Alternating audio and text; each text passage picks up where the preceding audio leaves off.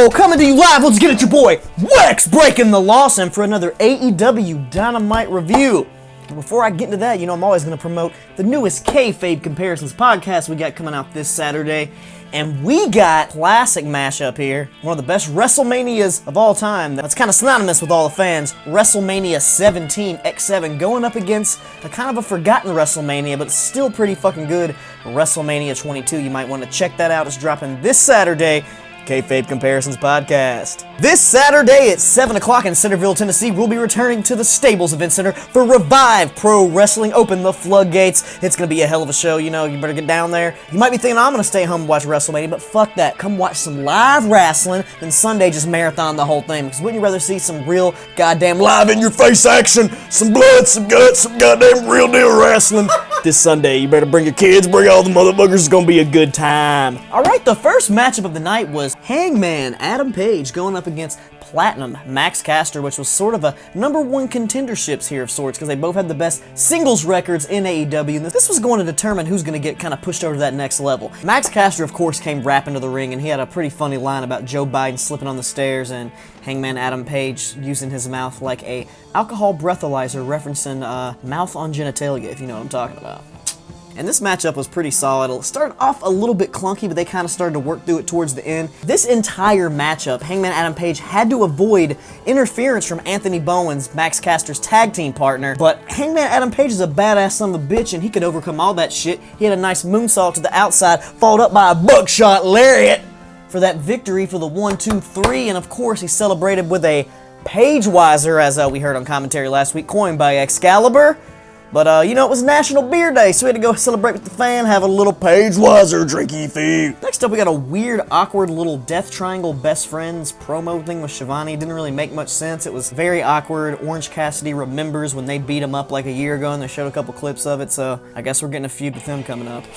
And the Inner Circle is back in black, baby! And they are looking strong, looking mean, looking the part, looking real badass out here. And they had a little thing earlier where they all pulled up in black vehicles and they were ready to go. And Chris Jericho cut what some might say a legendary promo. He just started going off, started killing this shit, started ragging on every member of the Pinnacle. He made a little joke, he's like, the pineapple, and he's like, Pinnacle, oh, the Pinnacle, just classic little funny bullshit like that. He was calling MJF my jerk-off friend. I love that. Oh, yeah, he made fun of his spray tan. He made fun of all types of fucking bullshit. Made fun of everybody. It was a goddamn solid fire-ass promo. I was very excited for it. We got a huge announcement out of that.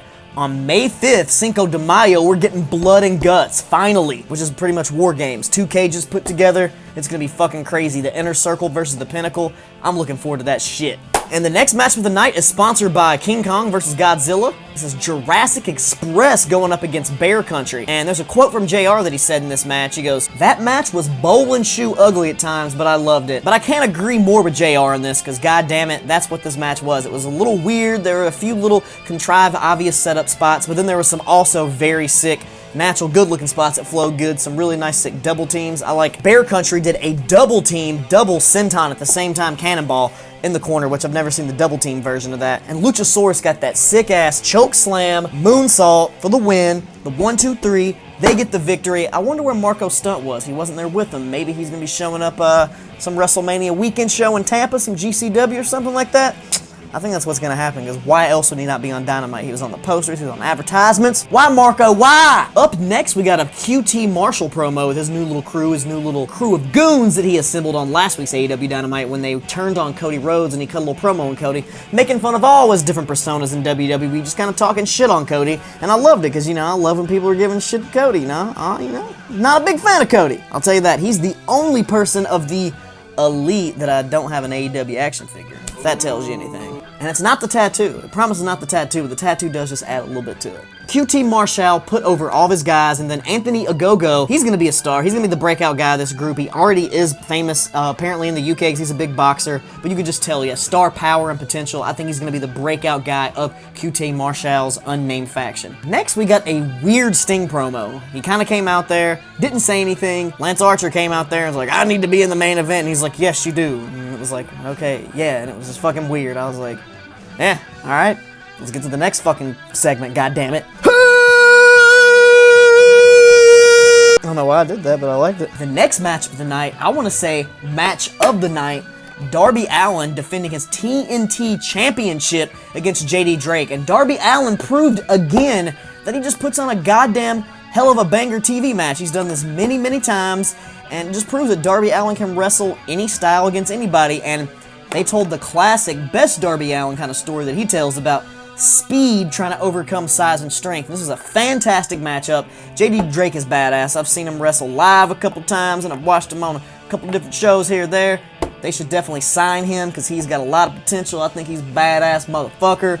He's a hard hitter, and he did one of the sickest spots I've ever seen from the outside. He tossed Darby into the ropes from the outside of the ring and then clotheslined him out of it. It was just super fucking sick. I've never seen anything like that. I was like, damn, dude, I really fucking love that spot. Then he hit a fucking real sick-ass combo that led to a Vader bomb to a very close near fall that was like, Darby, you know, he had a little asshole clincher right there, like, you might lose it, but nah, he didn't lose it. Darby Allin eventually hit that Avalanche Code Red, coffin drop, 1, 2, 3, defending that TNT Championship yet again. Let's keep the streak going, and next week, he's going to face Matt Hardy, who actually attacked him after this match, which kind of hyped up next week, but I'm really looking forward to Matt Hardy versus Darby Allin. That's going to be a fucking banger. Gonna be banging and slanging and blah, blah, blah, blah. Where's my dad? Not here. Next up, my boy, Y2J, Chris Jericho, as you can see right back here, in a little bit of the bubbly playset. He was doing a little interview with Alex Marvez, going to talk about, I don't know what the fuck he was going to talk about, because the Pinnacle ambushes him from behind and just starts beating the fuck out of him, laying waste to him. All the different members just fucking Chris Jericho up. But the reason he's getting fucked up is because the Inner Circle is locked up in their dressing room. It's fucked up and they can't get out, and they're trying to bust their way out the door, and he's getting the shit beat out of him. And then who comes down to the ring to save him? None other than, not Shane's dad, Iron Mike motherfucking Tyson, who actually got into a fight with Jericho last time he was on Dynamite, but I don't know if it's because of the new change, the new face turn. He came out there and he just didn't like what he was seeing, and he just started laying fucking dummies into people, especially Sean Spears. They hit him with a couple stiff ones, and then Dax took a little swipe at him, and then the Inner Circle finally came. They joined in. Him and Chris Jericho shook hands, they reconciled, and they stood tall, and Tyson looked badass. He ripped his shirt off for a 50-year-old dude. He's still looking mean, looking lean out there, looking badass, and it was a nice segment. And then they announced that next week we're going to get Mike Tyson as the special enforcer against Dax Harwood versus Chris Jericho. Pretty sure that's what it was. If I botched that, it could have been the other guy from FTR, but then as Chris Jericho said in his promo, you can't tell them apart. God damn it. Up next, we got a fucking pretty damn good women's match yet again on AEW Dynamite. I'm liking what they're doing here, and we got the Bunny Alley going up against Tay Conti. Kind of a singles match that led to what happened last week in that tag team match. And god damn it, they put on a fucking good match. It was hard, it was stiff. They didn't let up on anything. They let everything in hard. They didn't leave anything out there. They put it all on the line. Some fucking stiff-ass suplex on the outside, a shotgun dropkick. Allie actually wrestled really good in this. I don't know, we haven't seen much of her in AEW because I thought she wasn't that good in Impact, but she's okay in AEW so far. I guess against Tay Conti, they had some good chemistry, and they fucking, oh my god, that was a really good match.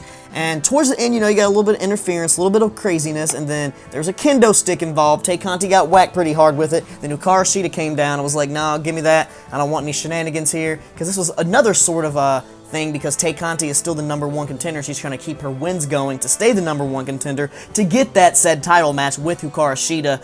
But Tay Conti hit a superplex, held on, rolled through to the DDT. You see what they did there? I like that. It's a nice little pun, nice little play on words for the 1, 2, 3 victory, which refs don't count like that. But if I was a ref, I wouldn't. They'd be like, whoa, who does counts like that, dude? That's fucking innovative. But no, seriously, it was a good match. I like what they're doing there. I really want to see more storylines push. And Britt Baker also cut a little promo on the show, how she's going to be building up her wins and she's coming for the title. I'm liking what they're doing. Let's keep the shit going forward. Moving on up for the women's division. Moving on up. Your main event of the evening, the Good Brothers and Kenny Omega, the Bullet Club, the Super Elite Bros, whatever the fuck you want to call them, going up against the Young Bucks and John Honestly, this match started off like a classic Young Bucks match. They were hitting all their double team moves, doing some sick shit. You got your classic Nick Jackson hot tag babyface comeback where he starts hitting all the moves, the rapid fire, extreme quickness, extreme speed, but he does it the best out of anybody. Only person that's just as good as him, maybe on his level, is Rey Fenix, but Rey Fenix is on a whole nother level himself, so let's not even get into that. But goddamn, this was a pretty solid matchup. But then when it came down to Matt and Kenny, that's when things got a little tense, and Kenny was working a little hard, mean and stiff with him, and then Matt like really didn't want to do anything, and he kind of pushed him over the edge and started laying in hard right hands, started getting real personal. The Bucks set up for the BTE trigger, but for some reason, Matt just couldn't do it. He didn't want to hurt his best friend. He didn't want to hurt Kenny. Didn't want to do it, and then Mox was getting pissed. He was like, fuck this. Tags himself in, paradigm shift, and then just locks in the Bulldog choke, and the Bucks are looking, and they're like, oh, fuck, and then it happens. The full, actual, real heel turn. Super kick, laying Moxley out. The Good Brothers take Kenny Omega, put him on there. 1, 2, 3, his lifeless body gets the victory. And then after the match, you know, things are a little tense, like, Bucks, what's going on here? Are they good? Are they bad? What's going on? And they're like, all right, we're going to make sure. Are you really with us or not? So they pick Mox back up, and they're like, super kick him, do this, motherfuckers. And then you get a... And they super kicked him straight to the fucking floor. And they're like, come on, baby. Let's throw him up. And they're like, no. Let's hug. And they brought it in real tight as the show went off the air. And whew, things just got very fucking interesting with this development here. And I'm looking forward to what's going to happen next week and beyond. God damn it. This is a pretty goddamn solid episode of AEW Dynamite. I might be out of the frame, so I better get back down right here. I'm going to give this motherfucker a 5, not a 10, a 5 out of the 6-pack. Because you gotta really go real hard and impress me and impress everybody. Get them nipples hard, get that pec long, to get that 6 out of 6. But like, share, subscribe, do all that goddamn shit. Watch Revive Pro Wrestling, kayfabe comparisons. Suck it. Peace. I'll see you later.